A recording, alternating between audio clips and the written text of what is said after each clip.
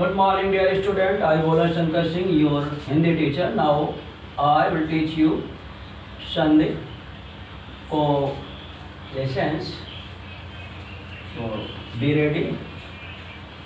सुप्रभातम, मैं भोला शंकर सिंह आपका हिंदी अध्यापक। आज मैं आपको कक्षा 7 के लिए संधि पाठ का अध्यापन कराऊंगा। आप लोग संधित होकर के सुनिए और इसे अपनी उत्तर पुस्तिका में यथास्थान पर लिखिए। तो सबसे पहले हम समझते हैं संधि क्या है। संधि का अर्थ होता है योग, जोड़, मेल, समझौता आदि होता है। संधि कहते हैं वर्णानाम अतिशयिता सन्निधि संहिता संज्ञा। तो संहिता भी कहते हैं संधि को। वर्णों की अत्यधिक समीपता को हम संधि कहते हैं। ऐसा संस्कृत में कहा गया है। संधि की परिभाषा, तो इसकी परिभाषा हो जाएगी निकटतम दो वर्णों के मेल से जो विकार उत्पन्न होता है उसे संधि कहते हैं। संधि की परिभाषा निकटतम मतलब सबसे पास दो वर्णों के मेल से जो विकार उत्पन्न होता है, जो परिवर्तन होता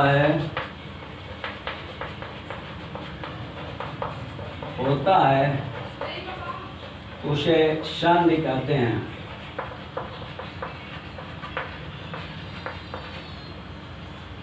संधि कहते हैं। तो आप लोग संधि की परिभाषा समझ गए होंगे। निकटतम दो वर्णों के मेल से जो विकार उत्पन्न होता है उसे हम संधि कहते हैं। जैसे विद्या, धन, आलय, ये आ और आ मिलकर के आ हो जाएंगे, हो जाएगा विद्यालय। दूसरा शु, धन, आगत, आगत, ये मिलकर हो जाएगा स्वागत। इसी तरह मुनि, धन, ईश, ये हो जाएगा मुनीश। यह छोटा ई और बड़ा ई मिलकर के दीर्घ हो जाएंगे। तो ये रहे संधि के उदाहरण कुछ। आप संधि के प्रकार, संधि के भेद। तो संधि के भेद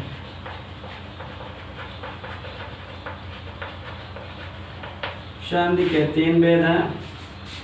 स्वर संधि या संधि 3 प्रकार की होती है।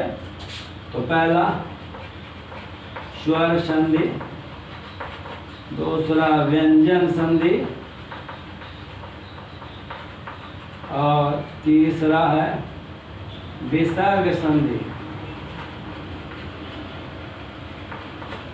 तो स्वर संधि उसे कहते हैं निकटतम दो स्वरों के मेल से जो विकार उत्पन्न होता है उसे स्वर संधि।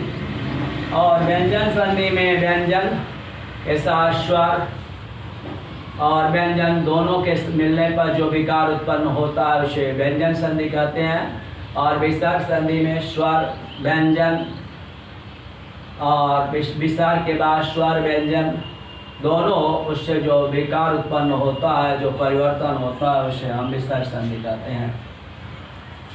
संधि की परिभाषा निकटतम दो वर्णों के मेल से जो विकार उत्पन्न होता है उसे संधि कहते हैं। जैसे विद्या, धन, आलय, आ और आ मिलकर आ हो गया या विद्यालय हो गया। शु, धन, आगतम, ऊ का हुआ हो गया यह संधि से और यह हो गया स्वागत।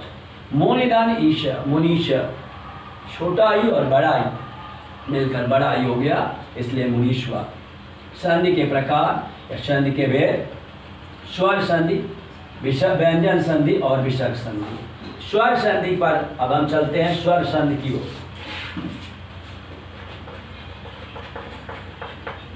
स्वर संधि, स्वर संधि में क्या होता है कि स्वरों के मेल से होने वाले विकार को स्वर संधि कहते हैं। निकटतम दो स्वरों के मेल से जो विकार उत्पन्न होता है उसे स्वर संधि कहते हैं। निकटतम दो स्वरों के मेल से जो विकार उत्पन्न होता है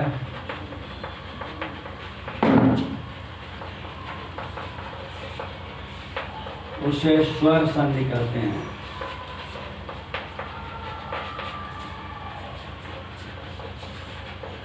निकटतम दो स्वरों के मेल से जो विकार उत्पन्न होता है उसे हम स्वर संधि कहते हैं। तो स्वर संधि में दोनों स्वर ही होते हैं, पास पास के पहला भी स्वर और उसके बाद वाला भी स्वर होता है, उसके मिलने से जो विकार उत्पन्न होता है उसे हम स्वर संधि कहते हैं। आपके पुस्तक में दिया गया है सूर्योदय, सूर्योदय और वो मिलकर ओ हो गया, ये कौन संधि है? यदि धन अब ई का यह हो गया, यद्यपि यह ई और आ मिलकर यह हो गए, ई का यह हुआ फिर आ मिलकर के यह हुआ, इस प्रकार से हो गया यद्यपि। राम धन अवतार, राम का आ अवतार का आ मिलकर दीर्घ हो जाएगा रामावतार। गिर धन ईशा, गिरीशा, इसमें ई और ई मिलकर बड़ा ही हो गए। तो ये रहे आपके उदाहरण स्वर संधि के भेद। अब हम चलते हैं स्वर संधि के भेद पर।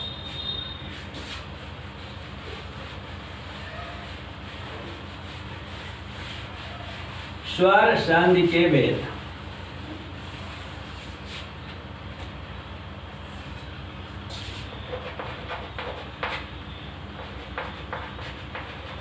स्वर संधि के भेद। स्वर संधि के मुख्य रूप से 5 भेद हैं।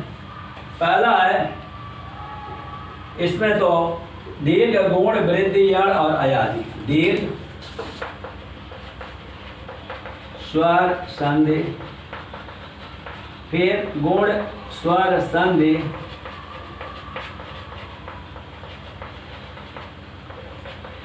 वृद्धि स्वर संधि, यण संधि, पांचवा अयादि संधि। अयादि स्वर संधि, अयादि संधि। तो ये रहे दीर्घ स्वर संधि, गुण स्वर संधि, वृद्धि स्वर संधि, यण संधि, अयादि संधि। इस प्रकार से ये 5 संधि रहे। स्वर संधि के भेद में 5 भेद हो गए। दीर्घ स्वर संधि, गुण स्वर संधि, वृद्धि स्वर संधि, यण संधि और अयादि संधि। तो हम चलते हैं पहले संधि दीर्घ स्वर संधि की ओर। दीर्घ जैसा नाम से ही स्पष्ट है कि यहाँ ह्रस्व वर्ण दीर्घ में बदल जाते हैं। दीर्घ स्वर संधि में ह्रस्व या दीर्घ अ, ई, उ, री के बाद कोई ह्रस्व दीर्घ अ, ई या उ, री आता है तो दोनों के स्थान पर क्या हो जाते हैं? दीर्घ हो जाते हैं। दीर्घ स्वर संधि सूत्र इसका होता है अकः सवर्णे दीर्घम। अकः सवर्णे दीर्घम।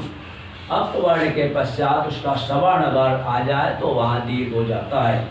तो इसका हम परिभाषा लिखते हैं अ या आ, ई, उ, री ह्रस्व या दीर्घ के बाद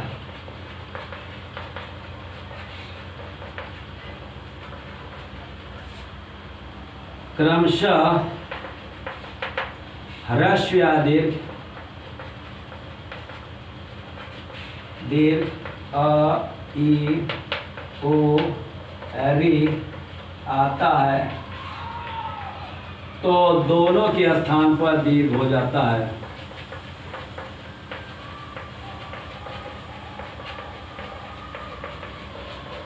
पर दीर्घ हो जाता है। ह्रस्व अ, ई, उ, री ह्रस्व या दीर्घ के बाद क्रमशः ह्रस्व या दीर्घ अ, ई, उ, री आता है तो दोनों के स्थान पर दीर्घ हो जाता है। अ या आ के बाद अ या आ आने पर आ हो जाएगा। ई या ई के बाद ई या ई आने पर ई हो जाएगा। उ या उ के बाद उ या उ आने पर उ हो जाता है। और री या री के बाद री या री आने पर री हो जाता है। ये रहे दीर्घ स्वर संधि के नियम। अब हम चलते हैं कुछ उदाहरण देखते हैं। पहला है रामावतार, रामदान अवतार।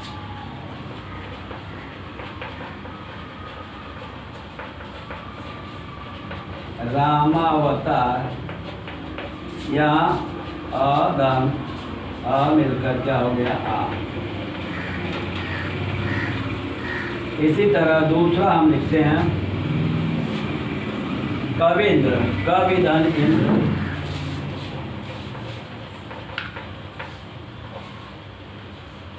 कविधन इंद्र, तो यह हो जाएगा कविंद्र। तो यह ई और ई मिल करके ई हो गए। इसी तरह गुरुदान उपदेश,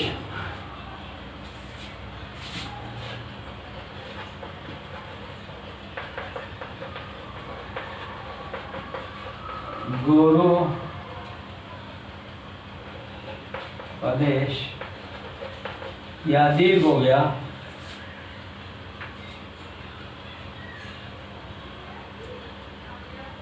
और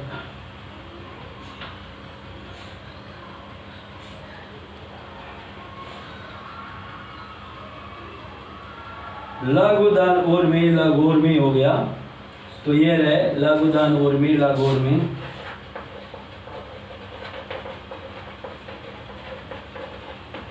लघुर्मी ये नियम है।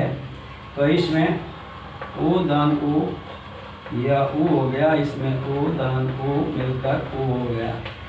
ऐसे ही आप री के बारे में भी देखेंगे, इसमें कोई उदाहरण री का है नहीं, तो आप लोग इतना ही समझ लीजिए। अब आगे चलते हैं, या इसकी परिभाषा एक बार फिर।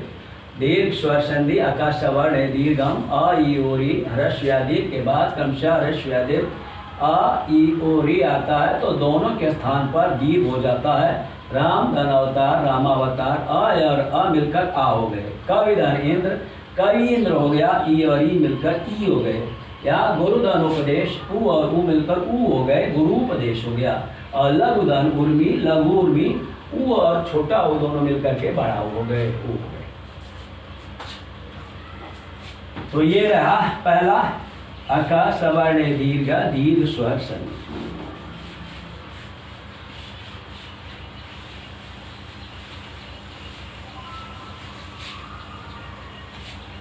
अब गुण संधि।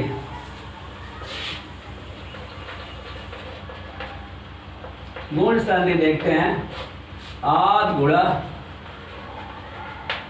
ये है आ या आ के बाद ई ओ आता है, री और आता है, तो इसके जगह पर अर हो जाता है।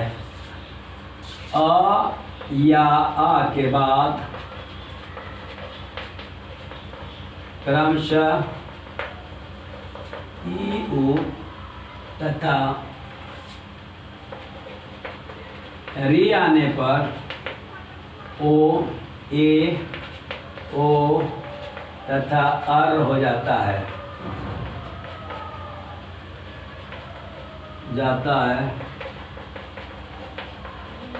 आया आ के बाद ई आए, आया आ के बाद ई आए तो ए, आया आ के बाद ऊ या ऊ आए तो ऊ ओ, और आया आ के बाद री आए तो अर हो जाता है।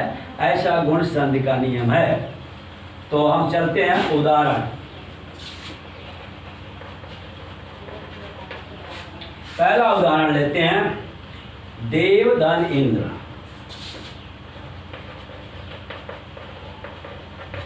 देवधन इंद्र ये मिल करके हो गए देवेंद्र। तो आपको यहाँ अ और ई मिलकर क्या हो गया, ए हो गया। यहाँ का अ, यहाँ का ई मिलकर ए हो गया, देवेंद्र हो गया। इसी तरह महाधन उत्सव,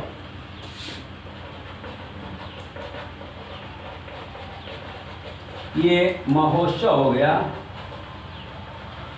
यहाँ का आ और यहाँ ऊ मिलकर ओ हो गए, ए ओ दो उदाहरण हो गए। इसके बाद हम अर, महाधन ऋषि, महर्षि,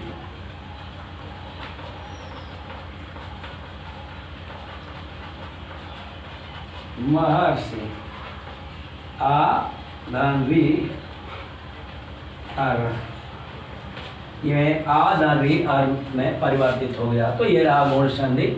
एक बार फिर हम आपको बता देना चाहूँगा कि अ या आ के बाद क्रमशः ई उ तथा री आने पर इनका क्रम से अ और ई मिलकर के अ या आ के बाद ई या ई मिलकर ए हो जाते हैं। अ या आ के बाद उ या उ मिलकर ओ हो जाते हैं। अ या आ के बाद री या री मिलकर अर हो जाते हैं। ये गुण संधि का नियम है। और आपने उदाहरण देखा देवधनी में देवेन, यहाँ पर अ और ई मिलकर ए हो गई। महाधनुष्व, महोत्सव, महा का आ और उत्सव का उ मिलकर के ओ हो गया। महाधनिषि, महर्षि, तो यहाँ पर आ और री मिलकर अर हो गया और महर्षि हो गया। यह गुण संधि यहाँ पर समाप्त होता है। गुण संधि के बाद हम वृद्धि संधि की ओर चलते हैं। वृद्धि संधि,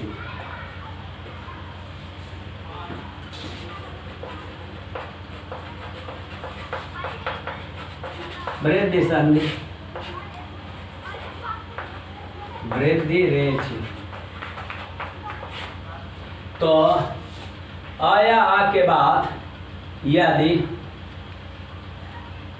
ए आए आवे तो उनके स्थान पे आए औ ए ओ औ और औ हो जाता है। आया आ के बाद ए आए हो तो उनका मेल से आए औ ओ औ हो तो औ हो जाता है। जैसे तो यहाँ पर स्पष्ट इसमें बहुत नहीं दिया है।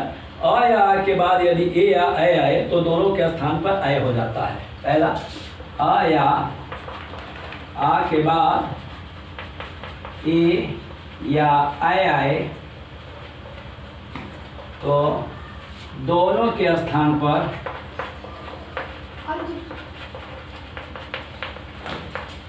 आए हो जाता है। ये पहला नियम है। दूसरा है आ या आ के बाद ओ या औ आए तो दोनों के स्थान पर औ हो जाता है।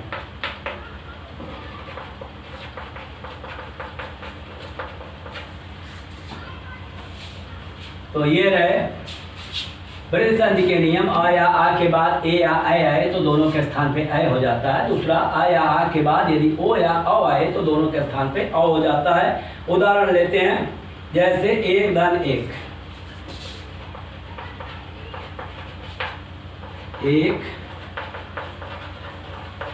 एक का एक, यहाँ पर का आ और ए मिलकर आए हो गया। इसी तरह जल धन ओघ,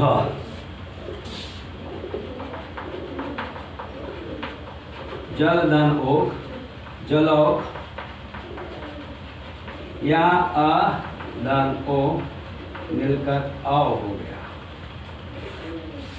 ये रहा आपका वृद्धि संधि। वृद्धि संधि आ या आ के बाद यदि ए या ए आए तो दोनों के स्थान पर ए हो जाता है। आ या आ के बाद यदि ओ या औ आए तो दोनों के स्थान पर औ हो जाता है। और इसका एक उदाहरण एक धन एक एक एक, अ और ए मिलकर ए हो गया। जल धन ओघ, जलौघ, अ और ओ मिलकर औ हो गया। तो ये वृद्धि संधि का नियम है और यह वृद्धि संधि यहाँ पे समाप्त हो गई।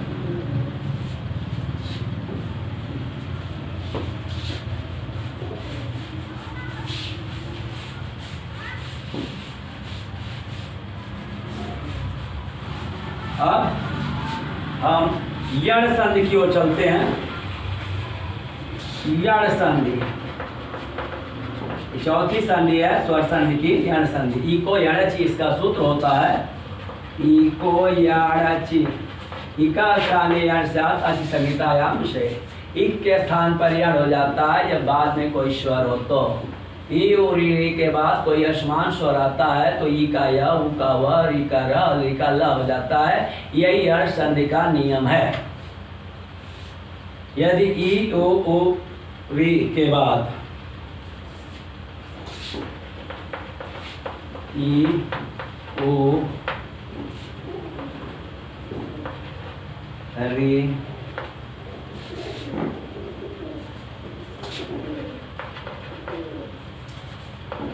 रेश या दीर्घ के बाद कोई असमान स्वर आता है तो ई के स्थान पर या ऊ के स्थान पर व री के स्थान पर र हो जाता है। यदि ई ओ रे ह्रस्व आदि के बाद कोई असमान स्वर आता है तो ई के स्थान पे या ऊ के स्थान पे व और री के स्थान पे रा हो जाता है।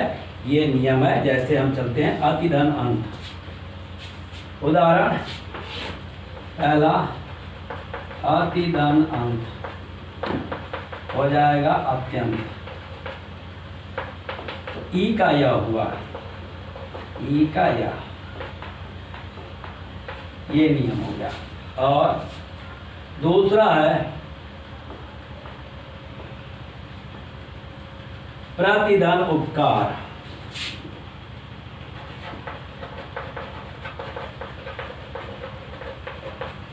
प्रत्युपकार।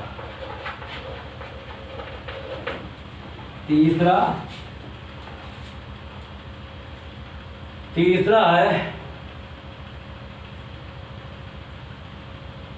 मातृधन आज्ञा।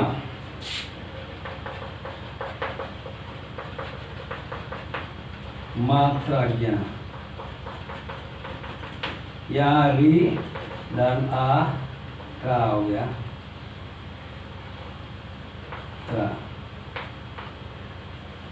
और प्रतिधन उपकार प्रत्युपकार हो गया। सुधनागतम स्वागतम।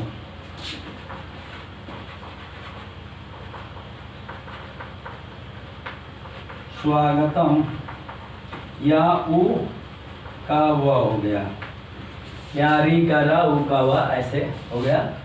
ई का या, यहाँ पर ई का या और यहाँ पर री का रा और यहाँ पर यहाँ पर ऊ का व हो गया। तो ये नियम है। यण संधि। यदि ई ऊ री के बाद कोई असमान स्वर आए तो ई के स्थान पे या, ऊ के स्थान पे व, री के स्थान पे रा हो जाता है। जैसे अतिधनांत अत्यंत ई के स्थान पे या हो गया। प्रतिधन उपकार यहाँ पर ई के स्थान पे या हो गया। मातृधन आज्ञा री के स्थान पे रा हो गया। और सुधनागतम स्वागतम तो ऊ के स्थान पे वा हो गया। यह यण संधि का नियम है। तो यहाँ पर यण संधि समाप्त होती है।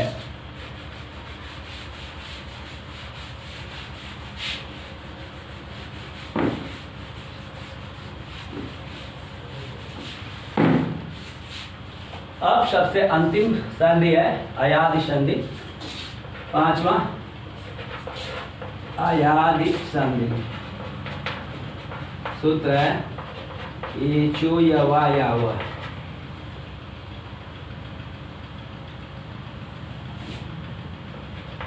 या व ये चो या वा या व। एच क्रमात् ऐ आओ आओ आओ एतो स्त। तो एच के स्थान पे ए ऐ ओ औ के बाद अगर भिन्न स्वर हो तो ए के स्थान पे ऐ, यदि ए ऐ ओ औ के बाद कोई भिन्न स्वर आए तो ए के स्थान पर ऐ, आई के स्थान पर आय और ओ के स्थान पर औ तथा औ के स्थान पर आव हो जाता है। आपके पुस्तक में उदाहरण दिए गए हैं, जैसे ने धन अन, बहुत ही इंपॉर्टेंट है। ने धन अन, ये हो जाएगा नयन, यहाँ ए का आई हो गया, नयन हो गया। दूसरा है गए धन अक, यह हो गया गायक, यहाँ पर आय का आय हो गया। यह है ओ धन अन, तीसरा उदाहरण ओ धन अन, यह हो गया पावन, ओ का अ हो गया। और चौथा है भाव धन उक, ये हो गया भावुक, यहाँ औ का आ हो गया। तो आज का पाठ बस यहीं पर, आप इसे अपनी उत्तर पुस्तिका में लिखेंगे और समझेंगे। शेष अगले दिन।